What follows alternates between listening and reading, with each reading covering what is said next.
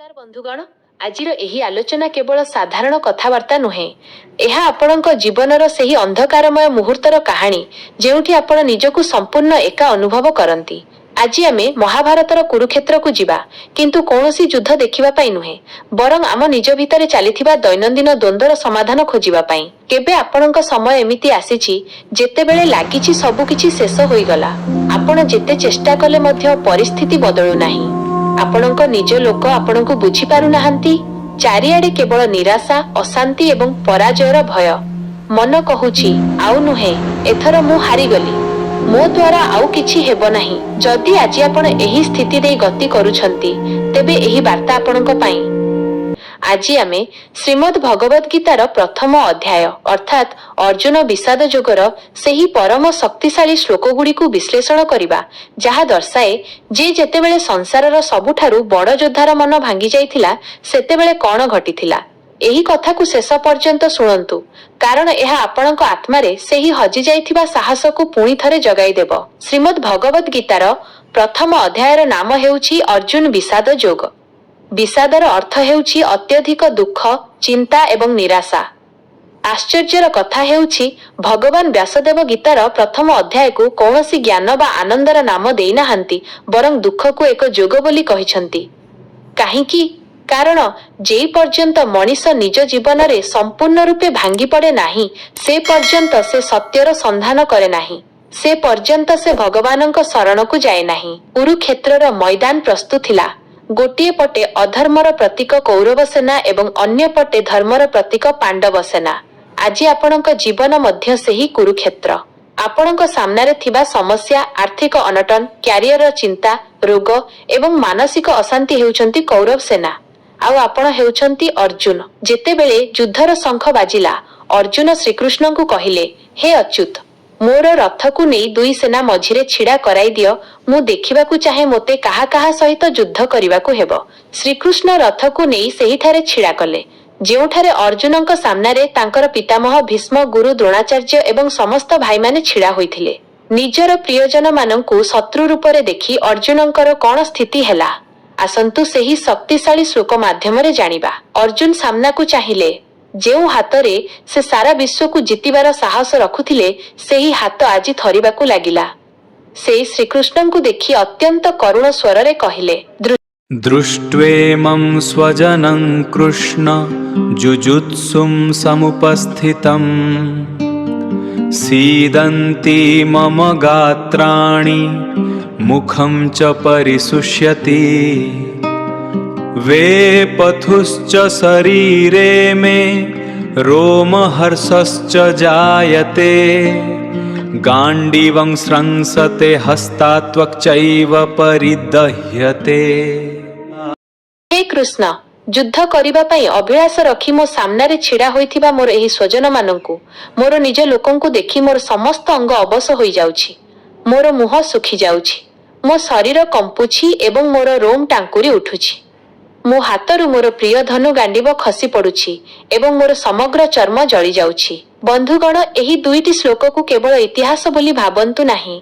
एहा हेउछि मानसिक चाप बा एंजाइटी एवं डिप्रेशन रो सबुठारु बड़ लक्षण, जाहाकु आजिर मनोविज्ञानी माने प्रमाण करूछंती। जेतेबेले जणे मनीष मानसिक स्तर रे संपूर्ण रूपे भांगी जाए, सेतेबेले तार शरीर मध्य काम करिबा बंद करि दिए। वास्तव जीवनर उदाहरण को देखंतु। कल्पना करंतु, जणे छात्र जी वर्ष सारा परिश्रम करिछि, किंतु परीक्षा को जीवा मात्रे प्रश्नपत्र देखि तार हाथ थरिबाकु लागे, मुह सुखी जाए, आउ से सबु किछि भूली जाए। कल्पना करंतु सेही व्यक्तिंक कथा, जे निजर समस्त पुंजी लगाई एक व्यवसाय आरंभ करिथिला, किंतु हठात सबु किछि बुड़ी गला। जेतेबेले बैंकर नोटिस आसे, सेतेबेले तार चर्म जळिबा परी अनुभव हुए। अर्जुनक स्थिति मध्य सेया थिला। से कौनसी कापुरुष नथिले, से स्वर्ग को जाई देवता मानंकु युद्धरे साहाय्य करिथिबा महान वीर थिले, किंतु आज मन हारि जाइछि। जेतेबेले मन हारि जाए, सेतेबेले सबुठारु शक्तिशाली मनीष मध्य एक कांदुथिबा शिशु परी होई जाए। जदि आज आपणकु मध्य सेमिति लागुछि, तेबे निराश हुअन्तु नाही। अर्जुन मध्य एही परिस्थिति देई गति करिथिले। मनर एही दुर्बलता अर्जुनंकु आहुरी गभीर अंधकारकु नेइगला। से श्रीकृष्णंकु देखि आगकु कहिले, न च शक्नोम्यवस्थातुं भ्रमतीव च मे मनः निमित्तानि च पश्यामि विपरीतानि केशव न च शक्नोम्यवस्थातुं भ्रमतीव च मे मनः निमित्तानि च पश्यामि विपरीतानि। हे केशव, ମୁଁ ଏହି ଯୁଦ୍ଧ ଭୂମିରେ ଆଉ ସମର୍ଥ ହୋଇ ଛିଡ଼ା ହୋଇପାରୁନାହିଁ। ମୋର ମନ ଭ୍ରମିତ ହେଉଛି। ମୋତେ ଚାରିଆଡ଼ ଚକ୍କର କାଟିଲା ପରି ଲାଗୁଛି। ମୁଁ ଏହି ଯୁଦ୍ଧରେ କୌଣସି ମଙ୍ଗଳ ଦେଖିପାରୁନାହିଁ। ମୋତେ କେବଳ ସବୁ ପରିସ୍ଥିତି ବିପରୀତ ଏବଂ ଅଶୁଭ ହିଁ ଦେଖାଯାଉଛି। ନିମିତ୍ତାନି ଚ ପଶ୍ୟାମି ବିପରୀତାନି କେଶବ, ଏହି ଗୋଟିଏ ବାକ୍ୟ ଆଜିର ସମାଜର ସବୁଠାରୁ ବଡ଼ ସତ୍ୟ। ଯେତେବେଳେ ଆମେ ମାନସିକ ସ୍ତରରେ ଦୁର୍ବଳ ହୋଇଯାଉ, ସେତେବେଳେ ଆମକୁ ଆମ ଚାରିପାଖରେ କେବଳ ନକାରାତ୍ମକତା ହିଁ ଦେଖାଯାଏ। ଯଦି କେହି ଭଲ କଥା ମଧ୍ୟ କହେ, ତେବେ ଆମକୁ ଲାଗେ ସେ ଆମକୁ ଉପହାସ କରୁଛି। ଆପଣ ଯେତେବେଳେ ଗୋଟିଏ ଚାକିରି ପାଇଁ ଇଣ୍ଟରଭ୍ୟୁ ଦେବାକୁ ଯାଆନ୍ତି ଏବଂ ପୂର୍ବରୁ 5-6 ଥର ଫେଲ୍ ହୋଇସାରିଥାନ୍ତି, ସେତେବେଳେ ଆପଣଙ୍କ ମନ ଆପଣଙ୍କୁ କ'ଣ କହେ? ମନ କହେ, ଏଥର ମଧ୍ୟ ହେବ ନାହିଁ। ମୋ ଭାଗ୍ୟ ଖରାପ। ମୋ ପାଇଁ ସବୁ ବାଟ ବନ୍ଦ। ଆମେ ପରିସ୍ଥିତି ସାମ୍ନା କରିବା ପୂର୍ବରୁ ହିଁ ମନରେ ପରାଜୟକୁ ସ୍ୱୀକାର କରିନେଉ। ଅର୍ଜୁନ ମଧ୍ୟ ଯୁଦ୍ଧ ଆରମ୍ଭ ହେବା ପୂର୍ବରୁ ହିଁ ଭବିଷ୍ୟତକୁ ନକାରାତ୍ମକ ଆଖିରେ ଦେଖିବା ଆରମ୍ଭ କରିଦେଇଥିଲେ। ସେ ଭାବି ନେଇଥିଲେ ଯେ ଯୁଦ୍ଧର ପରିଣାମ କେବଳ ସର୍ବନାଶ ହିଁ ହେବ। ଯେତେବେଳେ ମଣିଷ ସମସ୍ୟାର ସମାଧାନ ଖୋଜିପାରେ ନାହିଁ, ସେତେବେଳେ ତାର ମନ ଏକ ସର୍ଟକଟ୍ ଖୋଜେ, ତାହା ହେଉଛି ପଳାୟନବାଦ। ସେ ଭାବେ, ମୁଁ ଯଦି ଏହି ସ୍ଥାନ ଛାଡ଼ି ପଳାଇବି ତେବେ ସବୁ ସମସ୍ୟା ଦୂର ହୋଇଯିବ। ଅର୍ଜୁନ ମଧ୍ୟ ସେହି ସମାନ ଭୁଲ କରୁଥିଲେ। ସେ ଶ୍ରୀକୃଷ୍ଣଙ୍କୁ କହିଲେ, न काङ्क्षे विजयं कृष्ण न च राज्यं सुखानि च किं नो राज्येन गोविन्द किं भोगैर्जीवितेन वा न च शक्नोम्यवस्थातुं भ्रमतीव च मे मनः निमित्तानि च पश्यामि विपरीतानि केशव। हे କୃଷ୍ଣ, ମୁଁ ଏପରି ଯୁଦ୍ଧ ଜିତି ବିଜୟ ଚାହେଁ ନାହିଁ କି ମୋତେ ଏପରି ରାଜ୍ୟ କିମ୍ବା ସୁଖର ଆବଶ୍ୟକତା ନାହିଁ। ହେ ଗୋବିନ୍ଦ, ଯଦି ଆମର ନିଜ ଲୋକ ହିଁ ନ ରହିବେ, ତେବେ ଏହି ରାଜ୍ୟ, ଏହି ଭୋଗ ବିଳାସ କିମ୍ବା ଆମର ଏହି ଜୀବନର କି ମୂଲ୍ୟ ଅଛି? ଏଠାରେ ଅର୍ଜୁନଙ୍କ କଥାକୁ ଉପରଠାଉରିଆ ଭାବେ ଦେଖିଲେ ଲାଗିବ ଯେ ସେ ବହୁତ ବଡ଼ ତ୍ୟାଗୀ ହୋଇଯାଇଛନ୍ତି। ସେ କହୁଛନ୍ତି, ମୋତେ କିଛି ଚାହେଁ ନାହିଁ, କିନ୍ତୁ ପ୍ରକୃତରେ ଏହା ତ୍ୟାଗ ନଥିଲା, ଏହା ଥିଲା କର୍ତ୍ତବ୍ୟରୁ ପଳାଇବାର ଏକ ବାହାନା। ଆଜିର ସମାଜରେ ମଧ୍ୟ ଏମିତି ଅନେକ ଉଦାହରଣ ଦେଖିବାକୁ ମିଳେ। ଯେତେବେଳେ ଜଣେ ବ୍ୟକ୍ତି ପରିବାରର ଦାୟିତ୍ୱ ତୁଲାଇ ପାରେ ନାହିଁ, ସେତେବେଳେ ସେ କହେ, ମୁଁ ସବୁ ଛାଡ଼ି ସନ୍ନ୍ୟାସୀ ହୋଇଯିବି, ଏ ସଂସାର ମାୟାବୀ। ଯେତେବେଳେ ଜଣେ ବ୍ୟବସାୟୀ କ୍ଷତି ସହେ, ସେ କହେ, ମୋତେ ଆଉ ଟଙ୍କା ପଇସା ଦରକାର ନାହିଁ, ମୁଁ ସାଧାରଣ ଜୀବନ ଜୀଇଁବି। କିନ୍ତୁ ବାସ୍ତବରେ ସେମାନେ ତ୍ୟାଗ କରୁନାହାନ୍ତି, ବରଂ ନିଜର ଦାୟିତ୍ୱ ଏବଂ ସମସ୍ୟା ସାମ୍ନାରୁ ଦୌଡ଼ି ପଳାଉଛନ୍ତି। ଅର୍ଜୁନ କହୁଥିଲେ ଯେ ସେ ଜଙ୍ଗଲକୁ ଯାଇ ଭିକ୍ଷା ମାଗି ଚଳିଯିବେ, କିନ୍ତୁ ଯୁଦ୍ଧ କରିବେ ନାହିଁ। ସେ ଭୁଲି ଯାଇଥିଲେ ଯେ ସେ ଜଣେ କ୍ଷତ୍ରିୟ। ଅଧର୍ମ ବିରୁଦ୍ଧରେ ଲଢ଼ିବା ତାଙ୍କର କର୍ତ୍ତବ୍ୟ ଥିଲା। ଯଦି ସେ ସେଦିନ ଯୁଦ୍ଧକ୍ଷେତ୍ରରୁ ପଳାଇଥାନ୍ତେ, ତେବେ ଇତିହାସ ତାଙ୍କକୁ ଜଣେ ମହାନ ତ୍ୟାଗୀ ବୋଲି କହିନଥାନ୍ତା, ବରଂ ଜଣେ ଭୀରୁ ଓ କାପୁରୁଷ ବୋଲି କହିଥାନ୍ତା। ତେଣୁ ବନ୍ଧୁଗଣ, ଯଦି ଆଜି ଆପଣ ମଧ୍ୟ ପରିସ୍ଥିତିରୁ ଦୌଡ଼ି ପଳାଇବାକୁ ଚେଷ୍ଟା କରୁଛନ୍ତି, ତେବେ ମନେ ରଖନ୍ତୁ, ପଳାୟନ କେବେ ବି ସମସ୍ୟାର ସମାଧାନ ନୁହେଁ। ଯେଉଁ ସମସ୍ୟାରୁ ଆପଣ ଆଜି ଦୌଡ଼ି ପଳାଉଛନ୍ତି, କାଲି ସେହି ସମସ୍ୟା ଆହୁରି ବଡ଼ ହୋଇ ଆପଣଙ୍କ ସାମ୍ନାରେ ଛିଡ଼ା ହେବ। ଗୀତାର ପ୍ରଥମ ଅଧ୍ୟାୟର ସବୁଠାରୁ ଆଶ୍ଚର୍ଯ୍ୟଜନକ ବିଷୟ କ'ଣ ଜାଣନ୍ତି? ସମ୍ପୂର୍ଣ୍ଣ ପ୍ରଥମ ଅଧ୍ୟାୟରେ ଭଗବାନ ଶ୍ରୀକୃଷ୍ଣ ଗୋଟିଏ ହେଲେ ବି ଶ୍ଲୋକ କହିନାହାନ୍ତି। ସେ କେବଳ ନୀରବ ହୋଇ ସାରଥୀ ଆସନରେ ବସିଥିଲେ ଏବଂ ଅର୍ଜୁନଙ୍କର ପ୍ରତ୍ୟେକଟି କଥାକୁ ଶୁଣୁଥିଲେ। ଅର୍ଜୁନ କାନ୍ଦୁଥିଲେ, ଅଭିଯୋଗ କରୁଥିଲେ, ଶାସ୍ତ୍ରର ଦାହି ଦେଉଥିଲେ, କିନ୍ତୁ କୃଷ୍ଣ ଶାନ୍ତ ଥିଲେ। ଏହି ନୀରବତା ଆମକୁ ଜୀବନର ଏକ ବଡ଼ ଶିକ୍ଷା ଦିଏ। ଯେତେବେଳେ ଆପଣଙ୍କର କୌଣସି ପ୍ରିୟଜନ ମାନସିକ ସ୍ତରରେ ଅତ୍ୟଧିକ ବିଚଳିତ ଥାଏ, ସେତେବେଳେ ତାକୁ ତୁରନ୍ତ ଉପଦେଶ ଦିଅନ୍ତୁ ନାହିଁ। ଆମେ ପ୍ରାୟତଃ କ'ଣ କରୁ? ଯଦି କେହି ଆସି କହେ ଯେ ମୋର ବହୁତ କଷ୍ଟ ହେଉଛି, ଆମେ ତୁରନ୍ତ କହିଦେଉ, ଆରେ ଏମିତି କ'ଣ ଭାବୁଛୁ, ସବୁ ଠିକ୍ ହୋଇଯିବ, ତୁ ବହୁତ ଦୁର୍ବଳ। କିନ୍ତୁ ସେହି ସମୟରେ ସେହି ବ୍ୟକ୍ତିକୁ ଉପଦେଶ ଦରକାର ନଥାଏ, ତାକୁ କେବଳ ଜଣେ ଶ୍ରୋତା ଦରକାର ଥାଏ, ଯିଏ ତାର ଦୁଃଖକୁ ବିନା କୌଣସି ପକ୍ଷପାତରେ ଶୁଣିପାରିବ। ଶ୍ରୀକୃଷ୍ଣ ଜଣେ ଜଗତଗୁରୁ। ସେ ଜାଣିଥିଲେ ଯେ ଏବେ ଅର୍ଜୁନଙ୍କ ମନରେ ନିରାଶାର ଝଡ଼ ଚାଲିଛି। ଏହି ଝଡ଼ ସମୟରେ ଯଦି ମୁଁ ଜ୍ଞାନର ବର୍ଷା କରିବି ତେବେ ତାହା କୌଣସି କାମରେ ଆସିବ ନାହିଁ। ତେଣୁ ସେ ଅର୍ଜୁନଙ୍କୁ ନିଜର ସମସ୍ତ ଦୁଃଖ ବାହାର କରିବାକୁ ସୁଯୋଗ ଦେଲେ। ଯଦି ଆଜି ଆପଣଙ୍କ ଭିତରେ ମଧ୍ୟ ଅନେକ ଦୁଃଖ ଜମା ହୋଇ ରହିଛି ତେବେ ଭଗବାନଙ୍କ ସାମ୍ନାରେ ବସି କାନ୍ଦି ଦିଅନ୍ତୁ। ଆପଣଙ୍କ ମନର ସମସ୍ତ ଅଭିଯୋଗ ତାଙ୍କୁ ଶୁଣାଇ ଦିଅନ୍ତୁ। ସେହି ପରମ ପିତା ପ୍ରଥମେ ଆପଣଙ୍କ କଥା ଶୁଣିବେ, ଆପଣଙ୍କ ମନକୁ ହାଲୁକା କରିବେ ଆଉ ତାପରେ ଆପଣଙ୍କୁ ସଠିକ ପଥ ଦେଖାଇବେ। ପ୍ରଥମ ଅଧ୍ୟାୟର ଶେଷ ଶ୍ଲୋକ ହେଉଛି ଅର୍ଜୁନଙ୍କ ମାନସିକ ସ୍ଥିତିର ଚୂଡ଼ାନ୍ତ ପରିପ୍ରକାଶ। ସେ ନିଜର ସମସ୍ତ ସାହସ ହରାଇ ସାରିଛନ୍ତି। ସେ କ'ଣ କଲେ ଆସନ୍ତୁ ଶେଷ ଶ୍ଲୋକରେ ଦେଖିବା। ଏବଂ ମୁକ୍ତାର୍ଜୁନ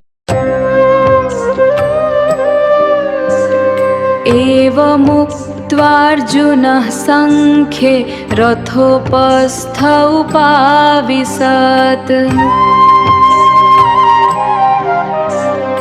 विसृज्य ससरं चापं शोकसंविघ्नमानसः।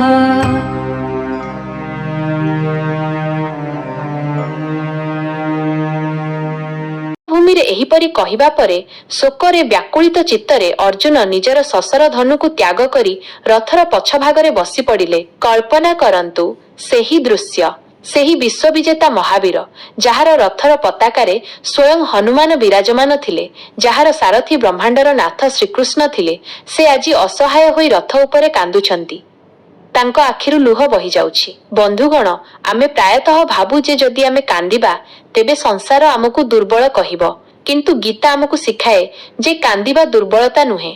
ଅର୍ଜୁନଙ୍କ ପରି ବୀର ମଧ୍ୟ କାନ୍ଦିଥିଲେ।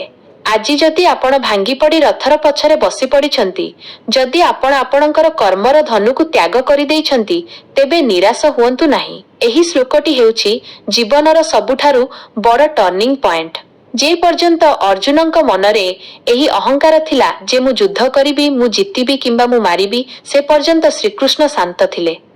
କିନ୍ତୁ ଯେତେବେଳେ ଅର୍ଜୁନ ସମ୍ପୂର୍ଣ୍ଣ ରୂପେ ନିଜକୁ ଅସହାୟ ମାନିନେଲେ, ନିଜର ଧନୁ ତ୍ୟାଗ କରିଦେଲେ, ଅର୍ଥାତ୍ ସେ ନିଜର ଅହଙ୍କାରକୁ ତ୍ୟାଗ କଲେ, ସେ ସ୍ୱୀକାର କଲେ ଯେ ହେ କୃଷ୍ଣ, ମୋ ଦ୍ୱାରା ଆଉ ସମ୍ଭବ ନୁହେଁ। ଯେତେବେଳେ ମଣିଷ ନିଜର ସମସ୍ତ ଶକ୍ତି ହରାଇ ଭଗବାନଙ୍କ ସାମ୍ନାରେ ଆତ୍ମସମର୍ପଣ କରେ, ସେତେବେଳେ ହିଁ ଭଗବାନଙ୍କର କାମ ଆରମ୍ଭ ହୁଏ। ଆପଣଙ୍କ ଜୀବନର ସେହି ଅନ୍ଧକାରମୟ ମୁହୂର୍ତ୍ତ ଯେଉଁଠି ଆପଣ ସବୁକିଛି ଛାଡ଼ିଦେବାକୁ ଚାହାନ୍ତି, ସେଇଟା ଆପଣଙ୍କର ଶେଷ ନୁହେଁ, ସେଇଟା ହେଉଛି ଆପଣଙ୍କ ଭିତରେ ଥିବା କୃଷ୍ଣ ଜାଗ୍ରତ ହେବାର ସମୟ। ବନ୍ଧୁଗଣ, ଆସନ୍ତୁ ଏବେ ଏହି ପ୍ରଥମ ଅଧ୍ୟାୟରୁ ମିଳିଥିବା ସେହି ମହାନ ଶିକ୍ଷାକୁ ଆମ ଜୀବନରେ ପ୍ରୟୋଗ କରିବା, ଯାହା ଆପଣଙ୍କୁ ପ୍ରତ୍ୟେକ ସମସ୍ୟାରୁ ମୁକ୍ତି ଦେବ। ଆପଣ ହୁଏତ ଭାବୁଥିବେ ଯେ ଅର୍ଜୁନଙ୍କ ସାମ୍ନାରେ ତ ସ୍ୱୀୟ ଭଗବାନ ଶ୍ରୀକୃଷ୍ଣ ଛିଡ଼ା ହୋଇଥିଲେ, କିନ୍ତୁ ମୋ ସାମ୍ନାରେ କିଏ ଅଛି? ମୋତେ କିଏ ବାଟ ଦେଖାଇବ? ମନେ ରଖନ୍ତୁ, ଶ୍ରୀକୃଷ୍ଣ କୌଣସି ବ୍ୟକ୍ତି ନୁହନ୍ତି, ସେ ହେଉଛନ୍ତି ସେହି ପରମ ଚେତନା, ଯିଏ ଆପଣଙ୍କ ହୃଦୟରେ ମଧ୍ୟ ବିରାଜମାନ ଅଛନ୍ତି। ଗୀତାର ପ୍ରଥମ ଅଧ୍ୟାୟ ଆପଣଙ୍କୁ ତିନୋଟି ବଡ଼ ବାର୍ତ୍ତା ଦିଏ। ପ୍ରଥମ ଶିକ୍ଷା ହେଉଛି ଆପଣଙ୍କର ବର୍ତ୍ତମାନର ଦୁଃଖ ହିଁ ଆପଣଙ୍କର ସବୁଠାରୁ ବଡ଼ ଶିକ୍ଷକ। ଯଦି ଆଜି ଆପଣ ଦୁଃଖରେ ଅଛନ୍ତି, ତେବେ ଭାବନ୍ତୁ ଯେ ଭଗବାନ ଆପଣଙ୍କୁ ପରବର୍ତ୍ତୀ ଅଧ୍ୟାୟ ପାଇଁ ପ୍ରସ୍ତୁତ କରୁଛନ୍ତି। ଯଦି ଅର୍ଜୁନ ବିଷାଦଗ୍ରସ୍ତ ହୋଇନଥାନ୍ତେ, ତେବେ ସଂସାର କେବେ ବି ଗୀତାର ଅମୃତ ଜ୍ଞାନ ପାଇନଥାନ୍ତା। ଆପଣଙ୍କ ଜୀବନରେ ଆସୁଥିବା କଷ୍ଟ ଆପଣଙ୍କୁ ନଷ୍ଟ କରିବା ପାଇଁ ଆସେ ନାହିଁ, ବରଂ ଆପଣଙ୍କ ଭିତରେ ଥିବା ସୁପ୍ତ ପ୍ରତିଭା ଏବଂ ଶକ୍ତିକୁ ଜଗାଇବା ପାଇଁ ଆସିଥାଏ। ଦ୍ୱିତୀୟ ଶିକ୍ଷା ହେଉଛି ପରିସ୍ଥିତିକୁ ଦୋଷ ଦେବା ବନ୍ଦ କରନ୍ତୁ। ଅର୍ଜୁନ ସବୁ ଦୋଷ ପରିସ୍ଥିତି ଏବଂ ସାମ୍ନାରେ ଥିବା ଲୋକଙ୍କୁ ଦେଉଥିଲେ। ସେ କହୁଥିଲେ କୌରବମାନେ ଖରାପ, ଯୁଦ୍ଧଭୂମି ଖରାପ। କିନ୍ତୁ ଶ୍ରୀକୃଷ୍ଣ ଦ୍ୱିତୀୟ ଅଧ୍ୟାୟରେ କହିବେ ଯେ ସମସ୍ୟା ବାହାରେ ନାହିଁ, ସମସ୍ୟା ତୁମ ମନ ଭିତରେ ଅଛି। ଆଜି ଆପଣ ମଧ୍ୟ ଭାଗ୍ୟକୁ, ସମାଜକୁ କିମ୍ବା ନିଜର ପରିବାରକୁ ଦୋଷ ଦେବା ବନ୍ଦ କରନ୍ତୁ। ଆପଣଙ୍କର ଯୁଦ୍ଧ ବାହାର ଦୁନିଆ ସହିତ ନୁହେଁ, ଆପଣଙ୍କର ଯୁଦ୍ଧ ଆପଣଙ୍କ ନିଜ ମନର ନିରାଶା ସହିତ। ତୃତୀୟ ଶିକ୍ଷା ହେଉଛି କର୍ତ୍ତବ୍ୟରୁ ଦୂରେଇ ଯାଆନ୍ତୁ ନାହିଁ। ଜୀବନରେ ଯେତେ ବଡ଼ ଝଡ଼ ଆସିଲେ ମଧ୍ୟ ନିଜର କର୍ମକ୍ଷେତ୍ରକୁ ତ୍ୟାଗ କରନ୍ତୁ ନାହିଁ। ଆଜି ଆପଣ ହୁଏତ ଫେଲ୍ ହୋଇଛନ୍ତି, କିନ୍ତୁ ତାର ଅର୍ଥ ନୁହେଁ ଯେ ଆପଣ ପଢ଼ିବା ଛାଡ଼ିଦେବେ କିମ୍ବା ଚେଷ୍ଟା କରିବା ଛାଡ଼ିଦେବେ। ଧନୁକୁ ରଥ ଉପରେ ରଖି ବସି ପଡ଼ିବା ଅର୍ଜୁନଙ୍କୁ ଶୋଭା ଦେଇନଥିଲା, ଆଉ ଆପଣଙ୍କୁ ମଧ୍ୟ ଶୋଭା ଦେବ ନାହିଁ। ଆସନ୍ତୁ ଏକ କାଳ୍ପନିକ ସଂଳାପ ଶୁଣିବା। ଆଜିର ଅର୍ଜୁନ କହୁଛି, ହେ କୃଷ୍ଣ, ମୁଁ ବହୁତ ଥକିଗଲିଣି। ମୁଁ ସାରା ଜୀବନ କେବଳ ସନ୍ତୋଷତାର ସହ କାମ କଲି, କାହାର ଖରାପ ଚାହିଁ ନାହିଁ। ତଥାପି ଆଜି ମୋ ପାଖରେ କିଛି ନାହିଁ। ମୋର ସବୁଠାରୁ ପ୍ରିୟ ଲୋକ ମୋତେ ଧୋକା ଦେଇ ଚାଲିଗଲେ। ମୁଁ ଯେଉଁ କାମରେ ହାତ ଦେଉଛି ସେଠାରେ ଅସଫଳ ହେଉଛି। ମୋର ଏହି ସଂଘର୍ଷର କ'ଣ କୌଣସି ମୂଲ୍ୟ ନାହିଁ। ମତେ ଲାଗୁଛି ମୁଁ ଏହି ଜୀବନକୁ ଶେଷ କରିଦେଇ ବିଦାୟ ନେବି। ଶ୍ରୀକୃଷ୍ଣ ଉତ୍ତର ଦେଉଛନ୍ତି, ହେ ମାନବ, ତୁମେ ଏତେ ଶୀଘ୍ର କିପରି ଭାଙ୍ଗି ପଡ଼ୁଛ? ତୁମେ କ'ଣ ଭୁଲିଗଲ ଯେ ତୁମେ କିଏ? ତୁମେ ସେହି ଅମୃତର ସନ୍ତାନ, ଯାହାର ଆତ୍ମାକୁ ନା ଅସ୍ତ୍ର କାଟିପାରେ ନା ନିଆଁ ଜଳାଇପାରେ। ତୁମେ ଆଜି ଯେଉଁ ପରାଜୟକୁ ଦେଖି କାନ୍ଦୁଛ, ତାହା କେବଳ ଏକ ସମୟର ଚକ୍ର। ସମୟ ସଦାସର୍ବଦା ସମାନ ରହେ ନାହିଁ। ତୁମେ କହୁଛ ତୁମର ନିଜ ଲୋକ ତୁମକୁ ଛାଡ଼ି ଚାଲିଗଲେ। ମନେ ରଖ, ସଂସାରରେ କେହି କାହାର ନୁହନ୍ତି। ସମସ୍ତେ ନିଜର କର୍ମର ବନ୍ଧନରେ ଆସିଛନ୍ତି ଏବଂ ଯିବେ। କିନ୍ତୁ ମୁଁ ତୁମ ସହିତ ସେତେବେଳେ ମଧ୍ୟ ଥିଲି, ଯେତେବେଳେ ତୁମେ ମାତୃଗର୍ଭରେ ଥିଲ। ମୁଁ ଆଜି ମଧ୍ୟ ଅଛି ଏବଂ ଆଗକୁ ମଧ୍ୟ ରହିବି। ତୁମେ ମୋତେ ବାହାରେ ଖୋଜୁଛ, କିନ୍ତୁ ମୁଁ ତୁମର ପ୍ରତ୍ୟେକ ଶ୍ୱାସରେ ଅଛି। ଉଠ, ନିଜ ଆଖିରୁ ଲୁହ ପୋଛି ଦିଅ। ତୁମର ଧନୁକୁ ପୁଣି ଥରେ ଉଠାଅ। ଯୁଦ୍ଧ ଭୂମିରୁ ପଳାଇବା କାପୁରୁଷର କାମ। ତୁମେ ଜଣେ ଯୋଦ୍ଧା। ପରିଣାମର ଚିନ୍ତା ମୋ ଉପରେ ଛାଡ଼ିଦିଅ। କେବଳ ନିଜର କର୍ମ କର। ମୁଁ ତୁମ ସହିତ ଅଛି। ବନ୍ଧୁଗଣ, ଭଗବାନଙ୍କର ଏହି ବାର୍ତ୍ତା ଶୁଣିବା ପରେ କ'ଣ ଆପଣଙ୍କୁ ଲାଗୁଛି ଯେ ଆପଣ ଜୀବନରେ ହାରିଯିବେ? ଆଦୌ ନୁହେଁ। ଆସନ୍ତୁ ଆଜିଠାରୁ ଆମ ଜୀବନରେ 4ଟି ଗୁରୁତ୍ୱପୂର୍ଣ୍ଣ ସଂକଳ୍ପ ନେବା, ଯାହା ଗୀତାର ପ୍ରଥମ ଅଧ୍ୟାୟ ଆମକୁ ପରୋକ୍ଷରେ ଶିଖାଏ। 1. ସ୍ୱୀକାର କରନ୍ତୁ। ପ୍ରଥମେ ନିଜର ପରିସ୍ଥିତିକୁ ସ୍ୱୀକାର କରନ୍ତୁ। ଯଦି ଆପଣ ଦୁଃଖରେ ଅଛନ୍ତି, ସ୍ୱୀକାର କରନ୍ତୁ ଯେ ହଁ, ମୁଁ ଏବେ କଷ୍ଟରେ ଅଛି। ଯେ ପର୍ଯ୍ୟନ୍ତ ଆପଣ ସମସ୍ୟାକୁ ସ୍ୱୀକାର କରିବେ ନାହିଁ, ସେହି ପର୍ଯ୍ୟନ୍ତ ସମାଧାନ ମିଳିବ ନାହିଁ। ଅର୍ଜୁନ ନିଜର ବିଷାଦକୁ ଲୁଚାଇ ନଥିଲେ। ସେ ଭଗବାନଙ୍କ ସାମ୍ନାରେ ସବୁକିଛି ପ୍ରକାଶ କରିଦେଇଥିଲେ। 2. ସାରଥୀ ବଦଳାନ୍ତୁ। ଆପଣଙ୍କ ଜୀବନର ସାରଥୀ କିଏ? ଆପଣଙ୍କ ମନର ନକାରାତ୍ମକ ଚିନ୍ତାଧାରା, କିମ୍ବା ସେହି ଲୋକମାନେ ଯେଉଁମାନେ ଆପଣଙ୍କୁ ସବୁବେଳେ ନିନ୍ଦା କରନ୍ତି? ଆଜି ହିଁ ଆପଣଙ୍କ ଜୀବନର ରଥର ସାରଥୀ ଶ୍ରୀକୃଷ୍ଣଙ୍କୁ ବନାନ୍ତୁ। ତାର ଅର୍ଥ ହେଉଛି ଆପଣଙ୍କ ଜୀବନର ପ୍ରତ୍ୟେକ ନିଷ୍ପତ୍ତି ଗୀତାର ଜ୍ଞାନ ଏବଂ ଧର୍ମ ଆଧାରରେ ନିଅନ୍ତୁ। 3. ଧୈର୍ଯ୍ୟ ରଖନ୍ତୁ। ଝଡ଼ ଯେତେବେଳେ ଆସେ, ଗଛ ଯଦି ସେହି ସମୟରେ ଅହଙ୍କାର ଦେଖାଏ, ତେବେ ସେ ଭାଙ୍ଗିଯାଏ। କିନ୍ତୁ ଯେଉଁ ଗଛ ନେଇଯାଏ, ସେ ବଞ୍ଚିଯାଏ। ଯେତେବେଳେ ଜୀବନରେ ଖରାପ ସମୟ ଆସେ, ସେତେବେଳେ ଅତ୍ୟଧିକ ପ୍ରତିକ୍ରିୟା ପ୍ରକାଶ ନକରି ଶାନ୍ତ ରୁହନ୍ତୁ। ମନେ ରଖନ୍ତୁ, ରାତି ଯେତେ ଗଭୀର ହୁଏ, ସକାଳ ସେତେ ପାଖେଇ ଆସେ। 4. ପୁନର୍ବାର ଆରମ୍ଭ କରନ୍ତୁ। ରଥର ପଛରେ ବସି ରହିବା ଆପଣଙ୍କର ସ୍ଥାୟୀ ସ୍ଥିତି ନୁହେଁ। ଆପଣଙ୍କୁ ପୁଣି ଥରେ ଛିଡ଼ା ହେବାକୁ ହେବ। ଗୀତାର ପରବର୍ତ୍ତୀ ଅଧ୍ୟାୟଗୁଡ଼ିକରେ ଶ୍ରୀକୃଷ୍ଣ ଅର୍ଜୁନଙ୍କୁ ଏମିତି ଜ୍ଞାନ ଦେବେ, ଯାହା ଶୁଣିବା ପରେ ଅର୍ଜୁନ ଶେଷରେ କହିବେ, ନଷ୍ଟ ମୋହଃ ସ୍ମୃତିର୍ଲବ୍ଧା, ଅର୍ଥାତ୍ ମୋର ମୋହ ନଷ୍ଟ ହୋଇଯାଇଛି ଏବଂ ମୁଁ ମୋର ଆତ୍ମବିଶ୍ୱାସ ଫେରି ପାଇଛି। ବନ୍ଧୁଗଣ, ଜୀବନର ଏହି କୁରୁକ୍ଷେତ୍ରରେ ଭାଙ୍ଗିଯିବା କୌଣସି ପାପ ନୁହେଁ, କିନ୍ତୁ ହାରି ମାନି ବସି ରହିବା ସବୁଠାରୁ ବଡ଼ ଭୁଲ। ଆଜି ଆପଣଙ୍କ ସାମ୍ନାରେ ଥିବା ସମସ୍ୟା ଯେତେ ବଡ଼ ହୋଇଥାଉ ନା କାହିଁକି, ମନେ ରଖନ୍ତୁ ଯେ ଆପଣଙ୍କ ଭିତରେ ଥିବା ଆତ୍ମା ସେହି ଅସୁବିଧା ଠାରୁ ଅନେକ ଗୁଣରେ ଶକ୍ତିଶାଳୀ। ଆଜି ଏହି ମୁହୂର୍ତ୍ତରେ ନିଜ ଭିତରର ସେହି ଦୁର୍ବଳ ଅର୍ଜୁନକୁ ବିଦାୟ ଦିଅନ୍ତୁ ଏବଂ ସେହି ମହାବୀର ଯୋଦ୍ଧାକୁ ଜାଗ୍ରତ କରନ୍ତୁ। ନିଜର କର୍ମର ଗାଣ୍ଡିବକୁ ହାତକୁ ନିଅନ୍ତୁ। ଆପଣଙ୍କର ସାରଥୀ ସ୍ୱୀୟ ଜଗନ୍ନାଥ, ସ୍ୱୀୟ ଶ୍ରୀକୃଷ୍ଣ ଅଛନ୍ତି। ଯେଉଁ ରଥର ସାରଥୀ ଭଗବାନ ହୁଅନ୍ତି, ସେହି ରଥ କେବେ ବି ପରାଜିତ ହୋଇପାରେ ନାହିଁ।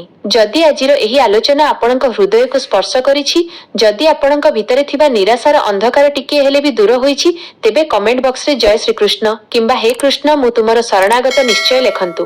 ଏହି କଥାକୁ ବାରମ୍ବାର ଶୁଣନ୍ତୁ। ଯେତେବେଳେ ବି ଆପଣଙ୍କ ମନ ହାରିଯିବ, ଏହାକୁ ଏକ ଔଷଧ ପରି ବ୍ୟବହାର କରନ୍ତୁ। ନିଜ ସାଥୀମାନଙ୍କ ସହ ସେୟାର କରନ୍ତୁ, କାରଣ ହୁଏତ ଆପଣଙ୍କର ଗୋଟିଏ ସେୟାର କାହାର ହାରିଯାଉଥିବା ଜୀବନକୁ ବଞ୍ଚାଇ ଦେଇପାରେ। ଚ୍ୟାନେଲକୁ ସବସ୍କ୍ରାଇବ କରିବାକୁ ଭୁଲନ୍ତୁ ନାହିଁ, କାରଣ ଆଗକୁ ଆମେ ଗୀତାର 2ୟ ଅଧ୍ୟାୟ ଆଲୋଚନା କରିବା, ଯେଉଁଠି ଶ୍ରୀକୃଷ୍ଣ ନିଜର ମହାନ ଉପଦେଶ ଆରମ୍ଭ କରିବେ। ସୁସ୍ଥ ରୁହନ୍ତୁ, ସାହସୀ ହୁଅନ୍ତୁ ଏବଂ ମନେ ରଖନ୍ତୁ, ଆପଣ ଜିତିବା ପାଇଁ ହିଁ ଜନ୍ମ ହୋଇଛନ୍ତି। ଜୟ ଶ୍ରୀକୃଷ୍ଣ, ଜୟ ଜଗନ୍ନାଥ।